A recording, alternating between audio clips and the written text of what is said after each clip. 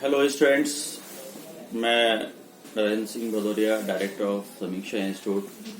आज आपसे एमपीपीएससी की प्रारंभिक परीक्षा की तैयारी आप कैसे करें, इस पर चर्चा करने के लिए आया हूं। देखिए, अभी हाल ही में एमपीपीएससी का प्री का नोटिफिकेशन जारी कर दिया गया है और इसके लिए आपकी प्रारंभिक परीक्षा की तिथि 24 अप्रैल निश्चित की गई है। तो यदि देखा जाए तो आपके पास में लगभग 3.5 महीने का समय है और इस समय का सदुपयोग यदि करते हैं तो निश्चित तौर पर मान के चलिए कि एक सीट आपके लिए सुरक्षित है।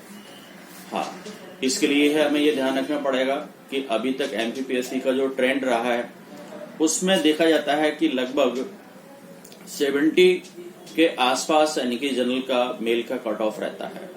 इस बार की यदि हम बात करें तो आपका बिल्कुल एग्जैक्ट 70 यानी कि मेल का कट ऑफ रहा है और फीमेल का आपका जनरल का 69 कट ऑफ रहा है। और पिछली बार यदि देखा जाए तो आपका कुछ यानी कि ज्यादा रहा था, यानी कि आपका 73 पर यानी कि मेल का पिछली बार रहा था। तो यदि हम देखें कि लगभग 70 से लेकर के और 75 के बीच में यानी कि आपका कट ऑफ रहता है। तो अब ये है कि हमारा एक टारगेट होना चाहिए कि हमें पूरी तरह से सुरक्षित हो जाएं। इसके लिए 75 प्लस यानी कि मार्क्स यानी कि आपका क्वेश्चन सही होना चाहिए, यानी कि जीएस में आपका 75 क्वेश्चन प्लस सही करने का आपको टारगेट फिक्स करना है। ये टारगेट फिक्स करने के बाद आप इसको अचीव कैसे करेंगे, इसके लिए मैं कुछ आपको बताता हूं कि आप अपनी रणनीति किस तरह से तय करें। देखिए, यदि हम देखें तो एमपीपीएससी के सिलेबस को एनालिसिस करें तो इसमें देखा जाता है कि पूरे सिलेबस को 10 यूनिट में डिवाइड कर दिया गया है। न्यू सिलेबस के अकॉर्डिंग जो पिछला पेपर हुआ था 2020 का, वो न्यू सिलेबस के अकॉर्डिंग ही हुआ था। अब उसमें जब हम एनालिसिस करके देखते हैं तो लगभग यानी कि हर यूनिट से 10 क्वेश्चन पूछे गए हैं। यदि 10 प्रश्न हर यूनिट से पूछे जा रहे हैं तो इसका मतलब ये कि हर यूनिट का एक अपना वेटेज है। तो अब इस वेटेज में हमें क्या यानी कि करना चाहिए जिससे कि हमारे 75 प्लस का टारगेट पूरा हो जाए। यदि हम पूरे सिलेबस को एनालिसिस करते हैं तो इसमें आपका जो सिलेबस है एमपीपीएससी का है, तो इसलिए एमपी स्टेट की चीजों को ज्यादा फोकस किया गया है। एमपी के विशेष संदर्भ में बातें की गई हैं। जिसे हम बात करें आपका इतिहास के संदर्भ में, तो इतिहास में 2 यूनिट हैं। एक आपका पूरा भारत का इतिहास और दूसरी यूनिट आपका जो यूनिट 1 है उसमें पूरा मध्य प्रदेश का इतिहास और संस्कृति से है। यानी कि एक आपका मध्य प्रदेश का इतिहास संस्कृति जो एक यूनिट है वो 10 मार्क्स की, और दूसरी यानी कि यूनिट जो है आपके भारत के इतिहास की, कितना बड़ा सिलेबस हो जाता है जिसमें आपका प्राचीन काल, मध्यकाल और आधुनिक काल, इन तीनों को मिलाकर के आपका टोटल यानी कि 10 क्वेश्चन आएंगे, यानी कि एक यूनिट ही कवर होती है। जबकि आपका छोटा सा पार्ट है मध्य प्रदेश का इतिहास और संस्कृति, वो आपका 10 मार्क्स का हो जाता है। इसके बाद हम देखें आपके ज्योग्राफी के बारे में, तो यूनिट आपका जो 3 है और यूनिट 4 ये ज्योग्राफी की है। यूनिट 3 आपके मध्य प्रदेश का भूगोल और यूनिट 4 आपका विश्व और भारत का भूगोल, यानी कि यूनिट 4 के कंपैरिजन में यूनिट 3 काफी कम है, लेकिन वेटेज दोनों का बराबर है, यानी कि दोनों आपके 10-10 नंबर की है। तो इस तरीके से आपका यूनिट जो 3 है वो मध्य प्रदेश का भूगोल 10 नंबर आपको वो दे रहा है। इसके बाद हम बात करते हैं यूनिट 5 और 6। इसमें आपकी राज्य व्यवस्था और अर्थव्यवस्था से संबंधित है। यूनिट 5 जो है वो मध्य प्रदेश की राजनीतिक व्यवस्था और आपकी अर्थव्यवस्था से संबंधित है, और यूनिट 6 वो आपकी भारत की राजनीतिक व्यवस्था और आपका यानी कि अर्थव्यवस्था से संबंधित है। तो यूनिट 6 जो है जिसमें आपका बहुत बड़ा यानी कि संविधान का जो पार्ट है वो इसमें दिया गया है और आपकी अर्थव्यवस्था का बहुत बड़ा पार्ट है, उसको मिलाकर के यूनिट 6 बनाई गई है जो कि आपके 10 मार्क्स की है। दूसरा तरफ हम देखते हैं कि यूनिट जो 5 है वो मध्य प्रदेश की राज्य व्यवस्था और यानी कि आपका अर्थव्यवस्था के बारे में है। यानी कि आपका छोटा सा पार्ट है जो राज्यपाल से स्टार्ट होता है और स्थानीय निकाय वगैरह, इसमें सिर्फ इतनी चीजें आती हैं, वो राज्य व्यवस्था कंप्लीट हो जाती है। और अर्थव्यवस्था में यानी कि मध्य प्रदेश का जो मध्य प्रदेश की अर्थव्यवस्था की बुनियादी चीजें यानी कि इंफ्रास्ट्रक्चर से रिलेटेड, और आपका यानी कि जो मध्य प्रदेश की इकोनॉमी में अपना कंट्रीब्यूशन देने वाले क्षेत्र हैं, जैसे आपका कृषि हो जाता है, इसके बाद आपका उद्योग हो जाते हैं, है ना, इन चीजों को आपको पढ़ना है। तो बहुत छोटा सा पार्ट है। इसके बाद हम देखते हैं यूनिट आपकी 7 जो है वो आपकी साइंस की है, काफी बड़ी यूनिट है। इसमें एक जो वर्ड यूज किया गया है विज्ञान के मौलिक सिद्धांत। तो विज्ञान के मौलिक सिद्धांत एक छोटा सा यानी कि टॉपिक लिखा है, लेकिन इसमें बहुत सारी चीजें समाहित हैं, यानी कि फिजिक्स, केमिस्ट्री और बायोलॉजी की जो बेसिक चीजें हैं वो सभी आपको पढ़नी है। इसके बाद इसमें टेक्नोलॉजी से रिलेटेड भी है, इसमें स्पेस टेक्नोलॉजी स्पेशली आपका है। इसके बाद आपका इन्वायरमेंट भी इसी टॉपिक में है, इसी यूनिट में है।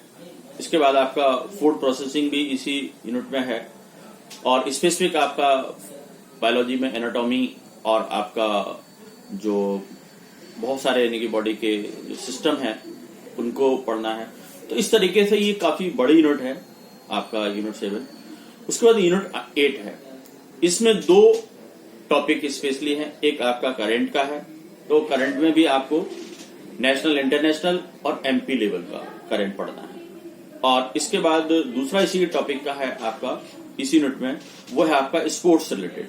तो स्पोर्ट्स में आपका नेशनल और यानी कि एमपी लेवल की दोनों आपका यानी कि स्पोर्ट्स की एक्टिविटीज और यानी कि उसके संस्थाएं पढ़ना है। तो ये यूनिट आपकी 8 हो जाती है। यूनिट 9 जो है उसमें आपका पूरा आईटी से रिलेटेड है, इंफॉर्मेशन टेक्नोलॉजी, सूचना तंत्र से है। इसमें आपका कंप्यूटर की बेसिक नॉलेज, इसके बाद आपका रोबोटिक्स और आर्टिफिशियल इंटेलिजेंसी। ये यूनिट काफी देखा जाए तो छोटी है, यानी कि एक तरफ यूनिट 7 जो साइंस की है उसमें काफी ब्रॉड सिलेबस है, वो भी 10 मार्क्स की है, और इधर आपका यानी कि एक छोटा सा पार्ट को लेकर के आपका आईटी का जो है वो यानी कि यूनिट आपका 9 है, वो यानी कि 10 मार्क्स की। तो देखा जाए तो इसके बाद आपका यूनिट जो 10 है वो आपका यानी कि राज्य स्तर की और राष्ट्रीय स्तर की जो संवैधानिक संस्थाएं हैं, विभिन्न आयोग हैं, यदि हम देखें तो लगभग यानी कि मोटे मोटे तौर पर 18 है, और यदि उसके अंदर का भी कंटेंट देख लें तो लगभग यानी कि 24-25 आयोग बनते हैं। तो ये 24-25 आयोग को मिलाकर के लगभग यानी कि आपके 10 क्वेश्चन इस यूनिट में भी आए। तो ये हमने आपको यूनिट वाइज यानी कि सिलेबस को एनालिसिस किया। अब हम बात कर रहे हैं कि किस तरीके से हम फोकस करें चीजों को, तो जिसमें हमें ज्यादा वेटेज मिल सकता है। तो सबसे पहले हमने बात की कि चूंकि ये मध्य प्रदेश लोकसभा के द्वारा आयोजित होने वाली परीक्षा है, तो इसलिए इसमें मध्य प्रदेश सामान्य ज्ञान को ज्यादा फोकस किया गया है। यूनिट 1 जो आपका मध्य प्रदेश की इतिहास संस्कृति, यूनिट 2 आपका जो भारत का भूगोल है, तो ये ये भारत का इतिहास है। तो ये दोनों को मिलाकर के यानी कि इतिहास से संबंधित आपके 20 यानी कि नंबर का बन जाता है।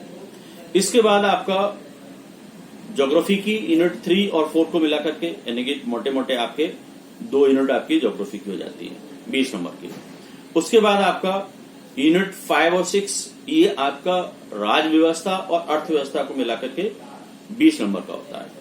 इसके बाद साइंस की हम बात करें तो यूनिट 7 और 9 ये भी 20 नंबर का होता है, और यदि हम राज्य व्यवस्था में उसको भी जोड़ दें, संवैधानिक आयोग वगैरह को, तो 10 नंबर की हो जाती है। तो इसमें यदि हम देखें तो स्टेट वाइज सबसे ज्यादा बेनिफिट है, यानी कि मध्य प्रदेश को तैयार करने में बेनिफिट है, क्योंकि आपकी यूनिट 1, यूनिट 3, यूनिट 5 यानी कि आपके सीधे सीधे ये 30 मार्क्स के 3 यूनिट आपकी सीधी सीधी होती है, जैसे मध्य प्रदेश का इतिहास, मध्य प्रदेश का भूगोल और मध्य प्रदेश की राज्य व्यवस्था और अर्थव्यवस्था, 30 नंबर ये सीधे सीधे। इसके बाद स्पोर्ट्स में भी आपका मध्य प्रदेश की यानी कि खेल संस्थाएं और मध्य प्रदेश का करंट, यानी कि यदि हम उसमें आधा कर दें तो 5 नंबर का वो। तो यदि पूरा देखा जाए तो लगभग यानी कि 35 क्वेश्चन जो है आपके मध्य प्रदेश सामान्य ज्ञान से तैयार हो रहा है, यानी कि 1/3 से भी ज्यादा आपका यानी कि जो पार्ट कवर हो रहा है वो आपका सिर्फ एमपी को यदि इस तरह से पढ़ लेते हैं।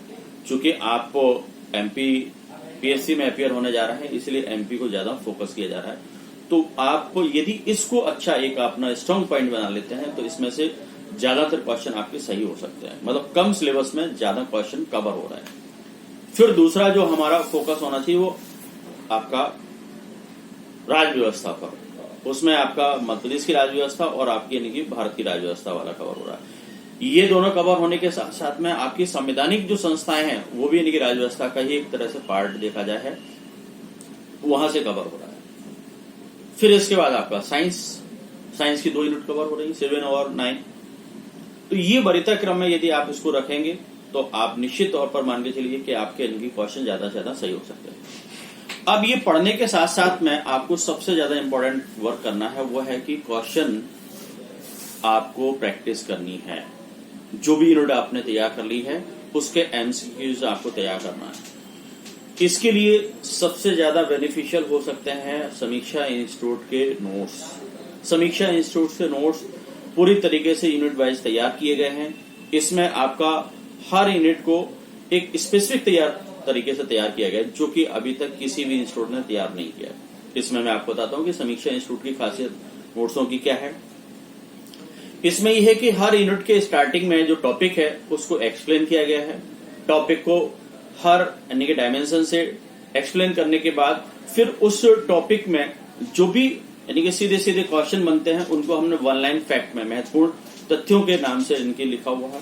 फिर उसी टॉपिक से रिलेटेड हमने क्या किया है कि आपके एमसीक्यूज दिए हैं, यानी कि वस्तुनिष्ठ प्रश्न दिए हैं जिनका आप यानी कि अभ्यास कर सकते हैं कि जो आपने ऊपर पढ़ा था उस सभी को यानी कि आप किस तरह से क्वेश्चन बनेंगे उसको हमने वस्तुनिष्ठ प्रश्नों के माध्यम से समझाने की कोशिश की।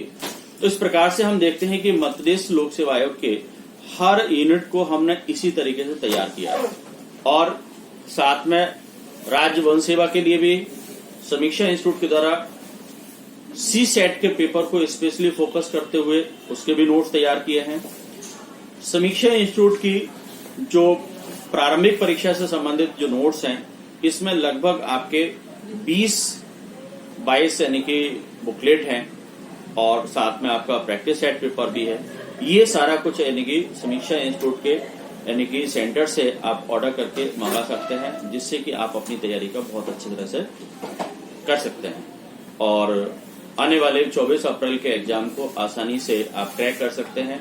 मतलब जो आपका टारगेट 75+ मार्क्स का होना चाहिए वो आप अचीव कर सकते हैं। बस ये है कि आप पूरी तरह से डेडिकेशन के साथ जुड़ जाएं और आप अपनी तैयारी को फोकस करें और एक एक दिन का सदुपयोग करें, तभी आपको सफलता मिल सकती है। हमारी तरफ से आपको बहुत बहुत शुभकामनाएं। मैं उम्मीद करता हूं कि 24 अप्रैल को होने वाली प्रारंभिक परीक्षा में सफलता आप अर्जित करेंगे और फिर उसके बाद मुख्य परीक्षा में आप शामिल होंगे। बहुत बहुत धन्यवाद।